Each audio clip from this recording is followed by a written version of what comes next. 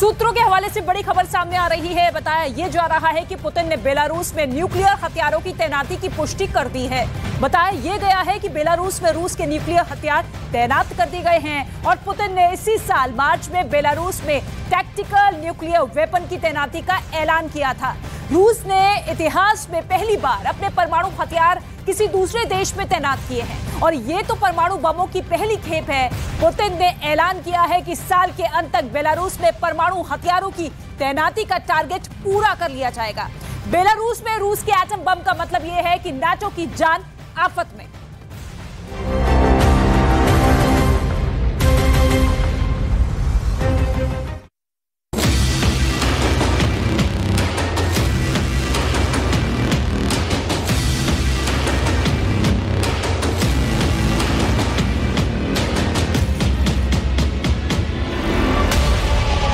Putin ने supply button दबा दिया। परमाणु बम बेलारूस में रेडी।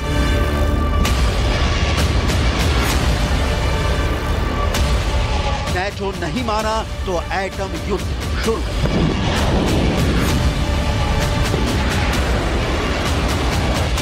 तीन मिनट में कैपिटल कीव दबा।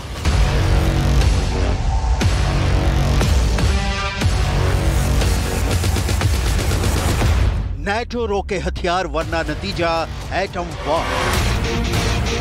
रूस यूक्रेन युद्ध में परमाणु गिरने की थ्योरी जमीन पर उस वक्त उतरती दिखी जब बेलारूस के बॉर्डर पर पुतिन के परमाणु बम से लैस मिसाइलें तैनात की गई। बिना परमाणु संवर्धन के बेलारूस दुनिया का पहला परमाणु शक्ति संपन्न देश बन गया है। रूस ने दुनिया के नक्शे पर एक और एटम बम से लैस देश खड़ा कर दिया है। कीव से सिर्फ 500 किलोमीटर दूर पुतिन की परमाणु वॉरहेड वाली मिसाइलें बेलारूस में तैनात कर दी गई हैं।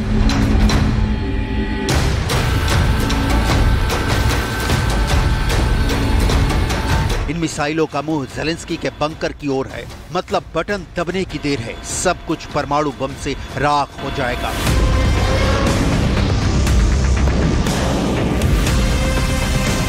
लेकिन जब कीव राख हो रहा होगा उस वक्त क्रेमलिन सुरक्षित होगा जहां पुतिन खुद रहते हैं।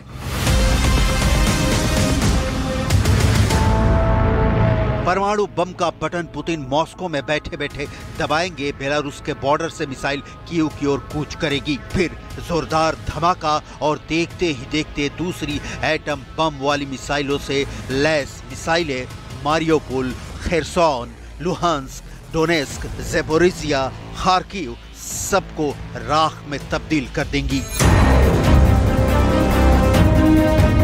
बेलारूस पुतिन के परमाणु बम का लॉन्च पैड बन गया है। मिन्स्क और मॉस्को दोनों ज़ेलेंस्की का अंत तुरंत चाहते हैं, लेकिन क्यों? वो भी एटम बम गिराकर। इसके डिटेल में जाने से पहले पुतिन का युद्ध के दौरान लिया गया सबसे बड़ा फैसला क्या है, इसे जान लीजिए।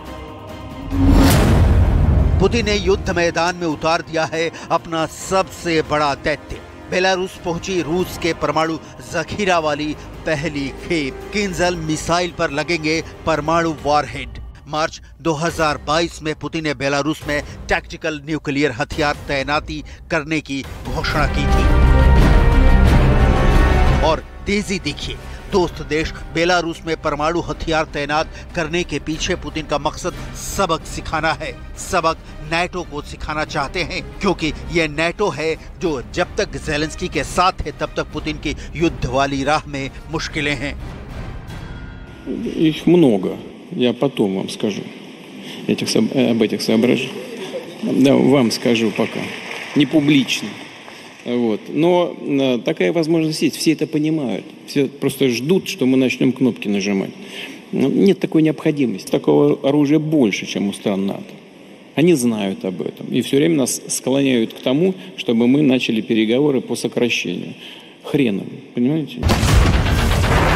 ज़ेलेंस्की के काउंटर अटैक ने बेलारूस में परमाणु बम की तैनाती की गति को तेज कर दिया है। ये बेलारूस है जहां से फरवरी 2022 में पुतिन ने यूक्रेन पर चढ़ाई की थी। ये बेलारूस है जो पुतिन की तरह ही सोवियत रूस के विघटन का विरोधी है। बेलारूस में पुतिन के परमाणु हथियार पहुंचने से जो क्लियर दिख रहा है वो ये कि पुतिन ने अपने एटम बम वाले ऑप्शन को फिर से खोल दिया है।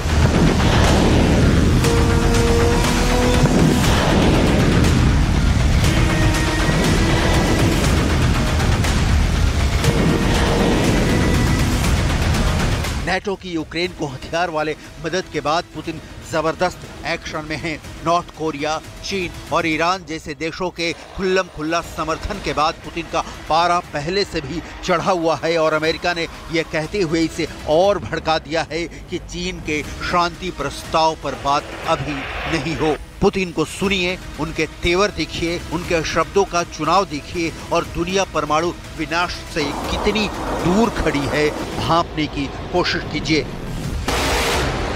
Это все попытка спровоцировать нас на ответные действия. Ну, послушайте, вот если мы под Киевом уничтожили 5 комплексов «Патриот», то что нам стоит уничтожить любое здание и сооружение в центре Киева? Нет таких ограничений.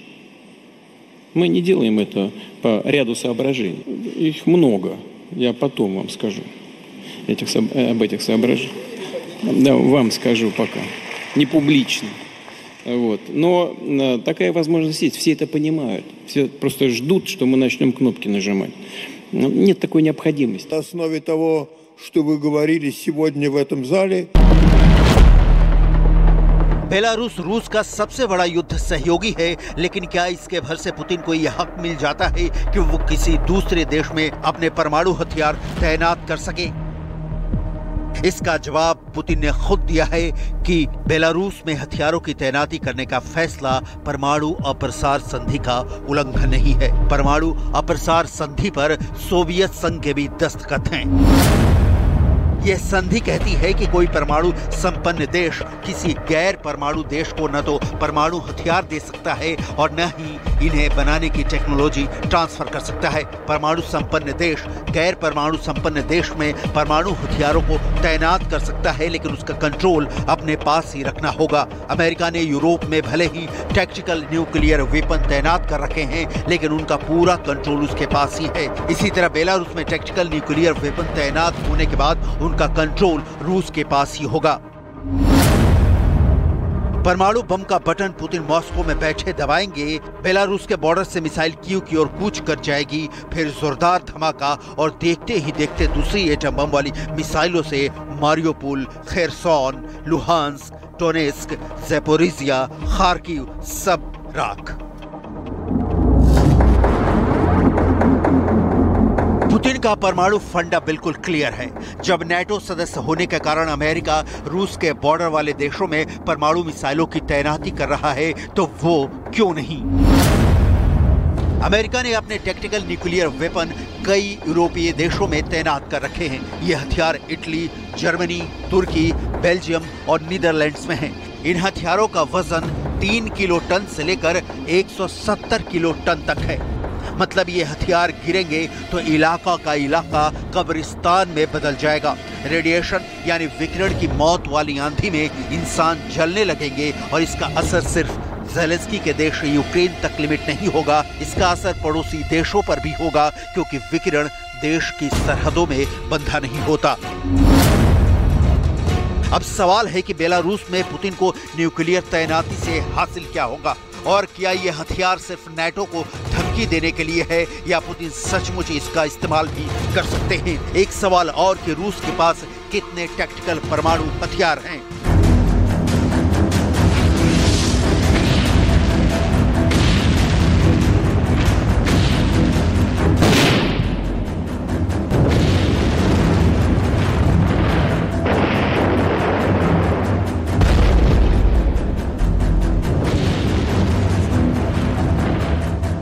असल में इसका कोई आंकड़ा नहीं है। अमेरिका का मानना है कि रूस के पास ऐसे 2000 से ज्यादा हथियार हो सकते हैं, जबकि अमेरिका के पास ऐसे 200 हथियार ही हैं। इन हथियारों को मिसाइल, टॉर्पीडो और बमों के जरिए गिराया जा सकता है। हवा, पानी और जमीन पर इसका इस्तेमाल होता है।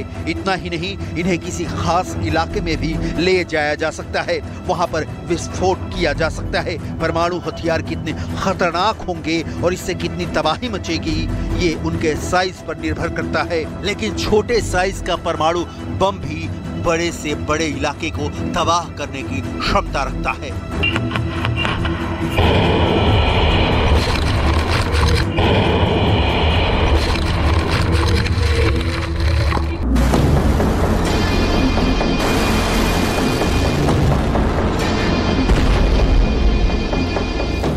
बेलारूस में परमाणु हथियारों की तैनाती के पहले रूस बेलारूस में अपनी हाइपरसोनिक मिसाइलों को तैनात कर चुका है। रूस ने आधुनिक ब्रह्मास्त्र कही जाने वाली किंजल हाइपरसोनिक परमाणु मिसाइल बेलारूस में लगा रखे हैं। ब्रिटेन दहशत में आ गया है और हो भी क्यों ना। यूरोपीय देशों के करीब बेलारूस में परमाणु बम गिराने वाली मिसाइल तैनात करने के बाद अब रूस जब चाहे लंदन को तबाह कर सकता है। रूस की किंजल मिसाइल को नेटो देश किलजॉय और रूसी टैगर के नाम से बुलाते हैं।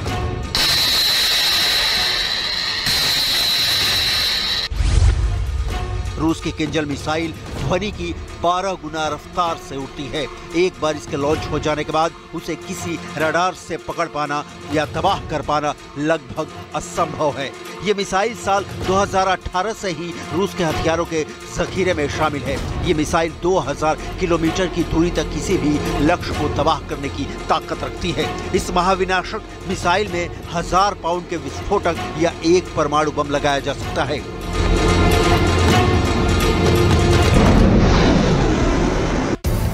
तो बेलारूस में पुतिन के न्यूक्लियर तैनाती का मतलब बिल्कुल साफ है, नेटो को तबाह कर देना। बेलारूस से लंदन की दूरी मात्र 1800 किलोमीटर है। इस तरह से ब्रिटेन अब इस मिसाइल की रेंज में आ गया है। द सन की रिपोर्ट के मुताबिक अगर इस मिसाइल को बेलारूस से लॉन्च किया जाए तो मात्र 9 मिनट में ये लंदन में जा गिरेगी। यूक्रेनी युद्ध में ब्रिटेन और अमेरिका ने यूक्रेन का जमकर साथ दिया है और इन दोनों देशों ने अरबों डॉलर के हथियारों की आपूर्ति यूक्रेन को की है। रूस ने बेलारूस में किंजल मिसाइल और परमाणु हथियार की तैनाती कर पश्चिमी देशों को संदेश दे दिया है। रूस के पास 5977 परमाणु बम हैं, जिसमें से 1600 बम बिल्कुल इस्तेमाल करने की स्थिति में हैं।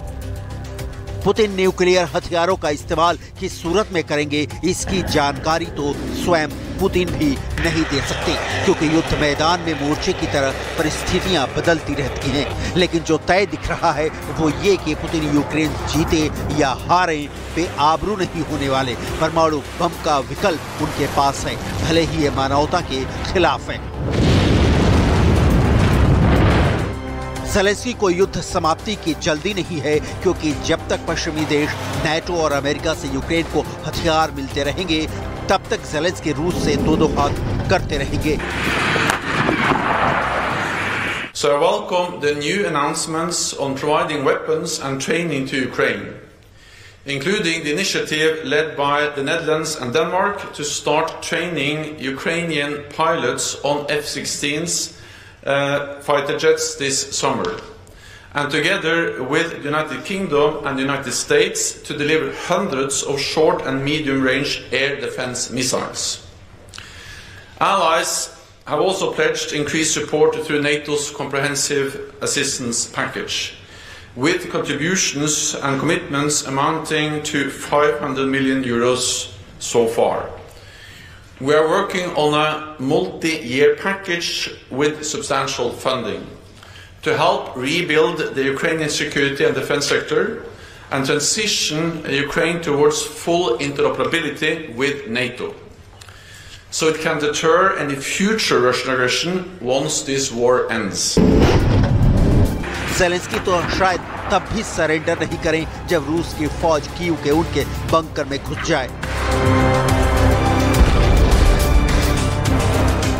ज़ेलेंस्की को पता है कि युद्ध के असली खिलाड़ी वो नहीं अमेरिका है और अमेरिका के चलते ही युद्ध लंबा खींचता जा रहा है। अगर युद्ध इसी तरह जारी रहेगा तो पूरी संभावना है कि ये किसी के पक्ष के लिए निर्णायक नहीं होगा। हालांकि किसी भी पक्ष को इससे अस्थायी लाभ हो सकता है, लेकिन लंबी अवधि के लिए ये किसी के लिए भी फायदेमंद नहीं होगा, ना ज़ेलेंस्की के लिए ना पुतिन के लिए। लेकिन सवाल है कि ये जंग बंद हो तो कैसे, इसका रिजल्ट निकले तो कैसे।